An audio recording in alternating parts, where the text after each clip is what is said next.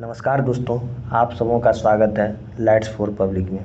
आज जो मैं कहानी सुनाने जा रहे हैं एक महिला का, जिसका शीर्षक है वैवाहिक बलात्कार। यह एक सच्ची घटना है, ध्यान से सुनिएगा। आपको भी सुनकर आंखें नम हो जाएंगी। आप भी सोचेंगे क्या महिला इसी चीज़ के लिए बनी हुई है। तो चलिए शुरू करते हैं। पैसे देकर कुछ पलों के लिए ऐसा शख्स मिल गया जिसके सीने में सर रख कर वह अपनी हर कहानी सुना सके।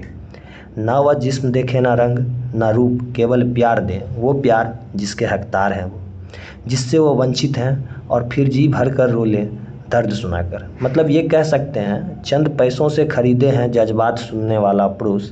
ऐसे शख्स को आसपास के लोग सेक्स वर्कर बुलाते हैं, मगर वह कुछ पलों के लिए खरीदा हम दर्द बुलाती है। वह ऐसे समाज में रहती है जहां औरत को त्याग की देवी कहा जाता है, जिसकी जज्बात पुरुष अपने दोनों पैरों के बीच दबा कर रखता है। उसे रोज रात को खुश करना ही महिला की जिम्मेदारी बन जाती है। उसके दर्द और जज्बात रात को अंधेरे में पुरुष बिस्तर में ही दफन कर देते हैं। क्या एक महिला सेक्स के लिए ही बनी होती है?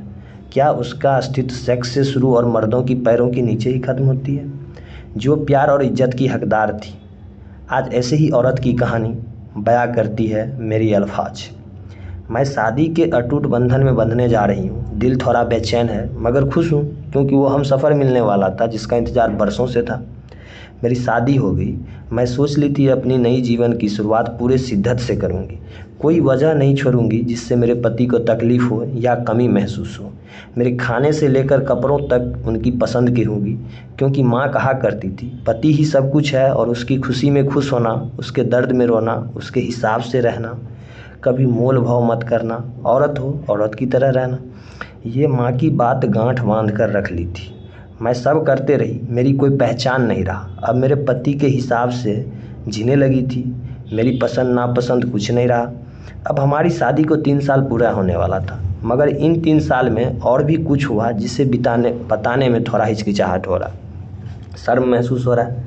कैसे कहूँ, कहाँ से शुरू करूँ, कुछ समझ में नहीं आ रहा है। बताते वक्त मेरी जुबान लड़खड़ा रही है, मेरी रूह डर से कांप रही है, क्योंकि माँ ने इसके बारे में जिक्र ही नहीं किया था। बस कहा था कि जो भी हो जैसा भी हो समझौता कर लेना। मगर कैसे करूँ समझौता उस हर रात से, जिस रात में मेरा पति जानवरों की तरह सुलूक किया करता है। एक दवा देता है और मुझे से बिना पूछे हैवानों की तरह नोचता है।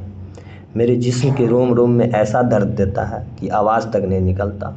और ये एक रात की नहीं, रोज़ रात की बात है। दर्द से आंसू तक नहीं निकलता था, मगर कभी कभी खून जरूर निकल जाता है।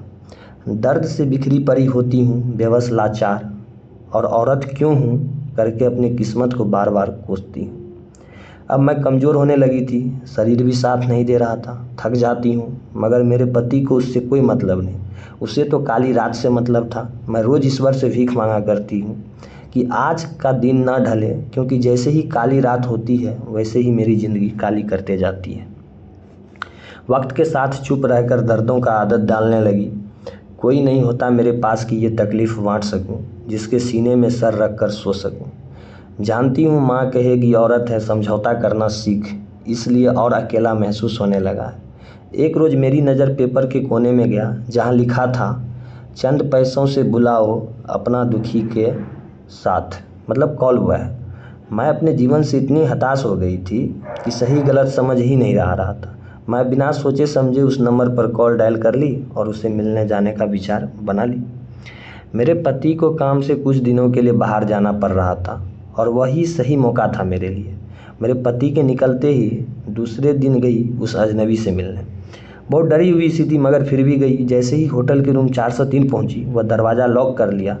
मैं घबरा गई। फिर वह मेरे बेजान आँखों को देखे जा रहा था। मैं भी उसकी ओर देखी और रो पड़ी। मुझे बेड में बैठाकर मेरे कदमों के नीचे बैठ गया और बोला, क्या दर्द छिपाए बैठी हो? आज तक मेरे पति भी ने ऐसा नहीं पूछा था, जिस वो अनजान ने पूछ लिया। मैं रोते रोते अपनी कहानी बताते गई और उसकी भी आंखें नम हो गई। और वह कहने लगा कि क्यों बर्दाश्त करती हो इतना सब कुछ सिर्फ समाज के लिए? तुम्हारी पहचान नहीं है क्या? तुम्हारी पसंद या नापसंद नहीं है क्या? औरत हो, मोम की पुतला नहीं। तुम्हारे अंदर भी दर्द है, तुम्हारे अंदर भी जज्बात है। चुपचाप रहकर सिर्फ सहती रहोगी या आवाज़ उठाओगी? अपने अधिकार के लिए लड़ोगी? औरत हो, कोई अबला नारी नहीं। तुम्हें पता नहीं है जो तुम सहती हो वह बलात्कार का एक रूप है जिसे वैवाहिक बलात्कार कहा जाता है। तुम कानून की मदद लो, क्योंकि तुम्हारी छोटी सी हिम्मत पूरी समाज की औरत का सोच बदल सकता है। उनके साथ हो रहा अत्याचार के खिलाफ आवाज़ उठाने का हिम्मत देगा। उन सब के अधिकार के लिए लड़ो। ये जो कहा था उसने, इससे मुझे यह समझ आ गया कि अब वक्त आ चुका है कि अत्याचार के खिलाफ आवाज़ उठाओ। इतना आसान नहीं था, क्योंकि पूरी ज़िंदगी डर से ही निकला, मगर अब सहन कर ली तो मेरी बची ज़िंदगी नर्क बन जाएगी। उस अनजान इंसान ने बंद कमरे में मुझे हाथ तक नहीं लगाया, बस एक उम्मीद दे गया जीने के लिए। मैं दूसरे दिन ही माँ के सारे बातों को भुलाकर बड़े हिम्मत से पुलिस के पास गई और कोर्ट में तलाक की मांग की। कुछ महीनों बाद केस जीत गई। मैं अब ज़िंदगी सिर्फ काट नहीं रही हूँ, खुशी से जी रही हूँ। उन बुरी यादों को मिटा तो नहीं सकती, मगर नई यादें ज़रूर बना सकती हूँ। धन्यवाद। कैसा लगा ज़रूर बताइएगा।